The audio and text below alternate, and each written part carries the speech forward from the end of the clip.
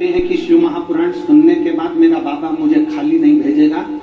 वो अपनी कथा में चित्त लगाकर, मन लगाकर, मौन होकर आराम से कथा को सुनते हैं, अपना ध्यान पूरा कथा में लगाकर बैठते हैं। और जिनको कथा की कीमत ही नहीं मालूम ना, जिसको इस डायमंड की, इस हीरे की, इस कोहिनूर हीरे की कीमत नहीं मालूम ना, वो व्यर्थ में उसको बटोर कर ले जाना भी नहीं चाहता, वो ध्यान देना भी नहीं। कीमत जानिए। इस चिलचिलाती हुई गर्मी में 46 डिग्री टेम्परेचर है यार।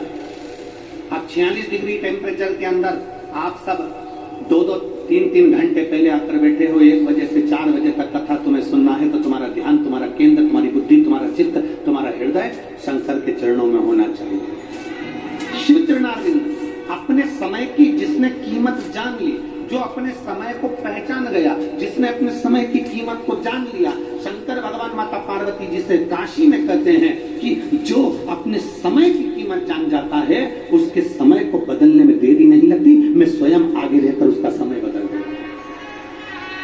समय की कीमत को जानो।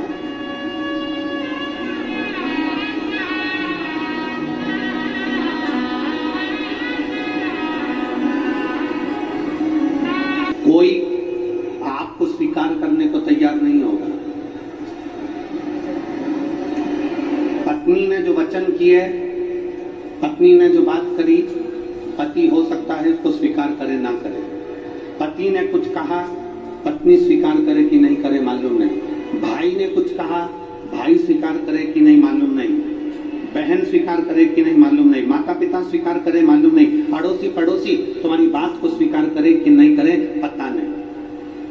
समाज के लोग आपकी बात को स्वीकार करें ना करें, पर दुनिया के लोग इस कलिकाल में आपकी बात को स्वीकार करें चाहे ना करें, पर इतना पक्का है कि दुनिया के लोग समय निकालकर आपका शिकार जरूर कर लेंगे, पर आपकी बात को स्वीकार नहीं करेंगे। दुनिया के लोग समय निकालकर आपका शिकार जरूर कर लेंगे, पर आपकी बात को स्वीकार नहीं करेंगे।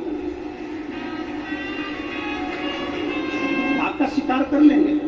दुनिया के लोग लगे रहेंगे कि मौका मिलना चाहिए कहने के लिए। जैसे ही कोई मौका मिला ना, और आप किसी पड़ोसन के दरवाजे पर रोने के लिए गए, आप किसी पड़ोसन के दरवाजे पर अपनी बात कहने के लिए गए कि मैं तो बहुत दुखी चल रही हूँ, मुझे बहुत तकलीफ है, मुझे बहुत कष्ट है, आप अपने पड़ोसी क्या कहने के लिए गए, वो पड़ोसन तुम्हारा शिकार करना चाहती है। वो पड़ोसन एक ना एक जगह जाकर जरूर कहेगी कि पहले तो सेठानी बनकर घूमती थी, अब जगत में रोती फिर रही है।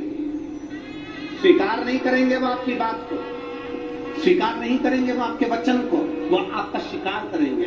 इसलिए शिव महापुराण की कथा कहती है, जगत में किसी के आगे मत जाकर रोइए, द्रौपदी से सीख लो। द्रौपदी ने अपने धृतराष्ट्र गांधारी काका ससुर से कहा, मेरा चीर खींच रहा है काका ससुर, तुम तो बोलो। धृतराष्ट्र कहते हैं मेरी आंखें नहीं है। गांधारी कहती है मेरी आंखों पर पट्टी बंधी है। भीष्म पितामह कहते हैं मैंने दुर्योधन के घर का अन्न खाया। गुरु द्रोणाचार्य मना कर देते हैं, सारी की सारी सभा मना कर देती है।